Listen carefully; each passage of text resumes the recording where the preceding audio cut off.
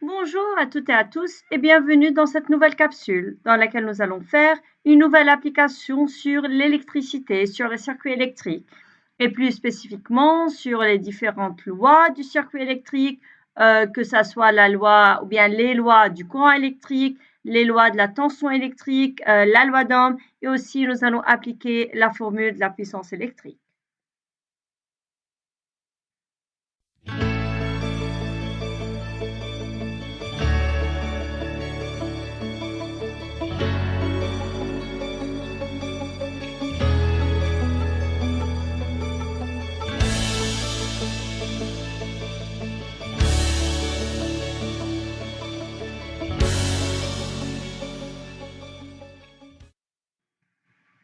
Dans le circuit de la figure ci-contre, nous avons en premier lieu un générateur qui maintient entre ses bornes une tension constante qui a une valeur de 24 volts. Nous avons aussi entre les bornes A et B un rhéostat de résistance variable et nous avons entre les bornes B et C une lampe qui est assimilée à un conducteur ohmique et qui porte les indications 12 volts 6 watts. Finalement, nous avons un voltmètre qui est branché aux bornes de la lampe. Dans la première partie de cette application, la résistance du rhéostat est réglée de façon que la lampe fonctionne normalement. 1.1. Que représente chacune des indications portées par la lampe L? Ensuite, nous devons montrer que l'intensité du courant électrique traversant la lampe est égale à 0,5 ampères. Déterminons en appliquant la loi d'additivité des tensions la tension UAB aux bornes du rhéostat. Et dans 1.4, nous devons montrer que la résistance du rhéostat vaut 24 ohms. Voilà les différentes questions de la première partie. Dans la deuxième partie maintenant de cette application, nous avons alors la résistance du rhéostat qui est maintenant réglée à 0 ohm, de façon alors à avoir une valeur nulle. 2.1. Le voltmètre affiche 24 volts sur son écran. Nous devons justifier cela. Et ensuite, la lampe grille. Nous devons expliquer cela aussi. Voilà les différentes parties de cette application, les différentes questions. Prenez un peu de temps pour les relire et commencer à penser comment faut-il les résoudre.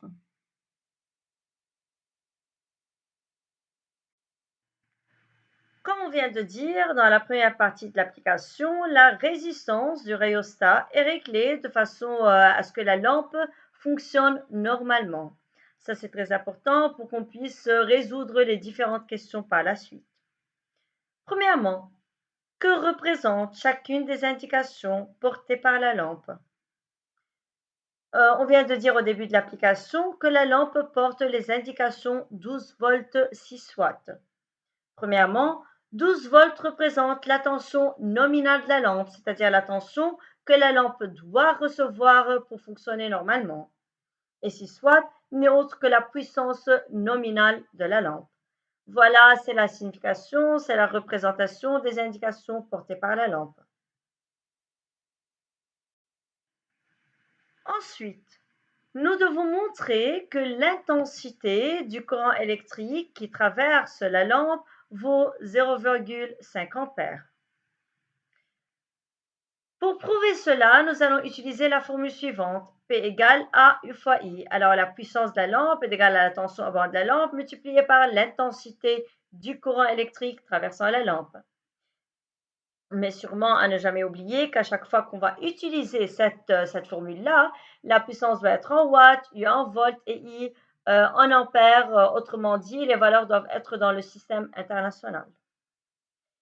Ici, nous avons à trouver I, puisque la valeur de P est déjà connue, c'est de 6 watts, puisque la lampe fonctionne normalement, alors sa puissance est égale à sa puissance nominale.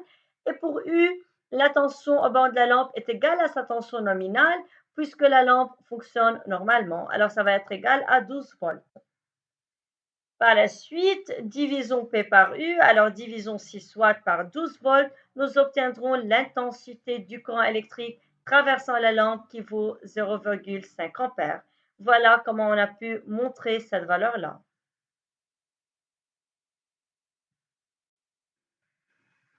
Maintenant, nous devons déterminer, tout en appliquant la loi d'additivité des tensions, la tension UAB à borne du rhéostat.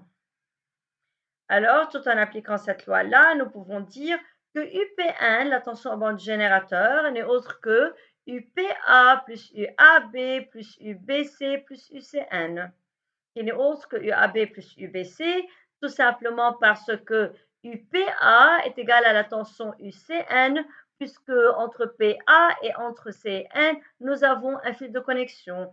Et la tension à borne de fil de connexion est toujours nulle.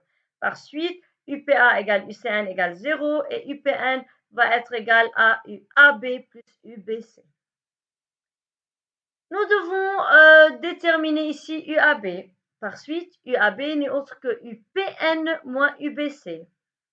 UPN est égal à 24 volts, c'est déjà cette valeur en fait est déjà donnée au début de l'application. Et pour UBC, on vient de la calculer. C'est la tension à borne de la lampe qui est en train de fonctionner normalement. Par suite, elle est égale à 12 volts. Faisons 24 moins 12, nous obtiendrons la valeur de UAB qui sera égale à 12 volts. Voilà comment on a pu trouver, comment on a pu déterminer la tension UAB tout en appliquant la loi d'additivité des tensions.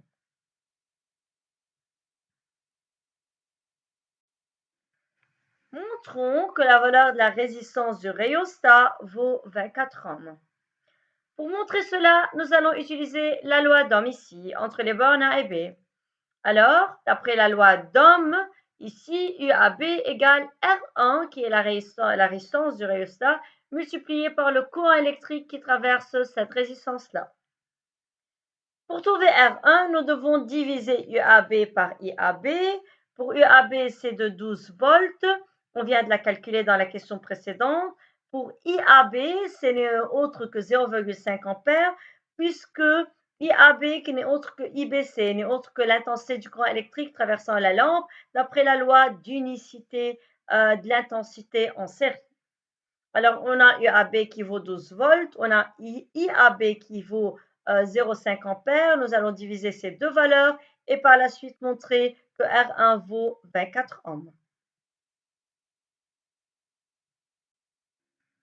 Dans la deuxième partie de cette application, la résistance du rhéostat est maintenant réglée à 0 ohm. Le voltmètre qui est branché aux bornes de la lampe va afficher une valeur de 24 volts. Nous devons justifier cela. Ici, nous allons appliquer de nouveau la loi d'additivité des tensions. Et d'après cette loi-là, nous avons déjà vu précédemment que UPN n'est autre que UAB plus UBC. Mais ici, UAB a une valeur nulle. Pour la simple raison que UAB, d'après la loi d'Ohm, est égal à R2 fois IAB, le courant qui traverse cette résistance. Mais dans ce cas-là, R2 est égal à 0, puisque la résistance du rhéostat est maintenant réglée à 0 ohm. Puisque R2 a une valeur nulle, la tension UAB aura aussi une valeur nulle, puisque UAB égale R2 fois IAB. D'après la loi d'additivité des tensions, comme on vient de dire, UPN égale UAB plus UBC, alors UBC va être égal à UPN moins UAB, qui va être alors égal à 24 volts, puisque UAB a une valeur nulle. Voilà comment on a pu montrer que le voltmètre va afficher une valeur de 24 volts sur son écran. Finalement, la lampe, elle, va griller. Nous devons expliquer pourquoi. Que pensez-vous? Pourquoi la lampe, elle, va griller dans ce cas-là, ou bien dans cette deuxième partie de l'application?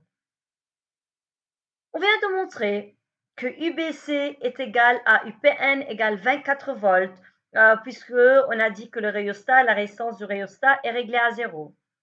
Alors la lampe est maintenant en train de recevoir une tension qui est égale à 24 volts. Or, d'après la donnée de l'application, au début de l'application, c'est déjà mentionné que la tension nominale de la lampe est de 12 volts. C'est-à-dire, la lampe doit recevoir 12 volts pour fonctionner normalement. Or, ici, dans ce cas-là, elle est en train de recevoir 24 volts, qui est une tension supérieure à sa tension nominale. Par la suite, la lampe va griller puisqu'elle est en train de recevoir tout simplement une tension supérieure à sa tension nominale. Voilà, c'est tout pour cette application-là. Je vais poster prochainement d'autres applications similaires. N'oubliez pas de s'abonner à cette chaîne, de cliquer sur la cloche pour recevoir toujours les notifications des nouvelles applications similaires. À bientôt!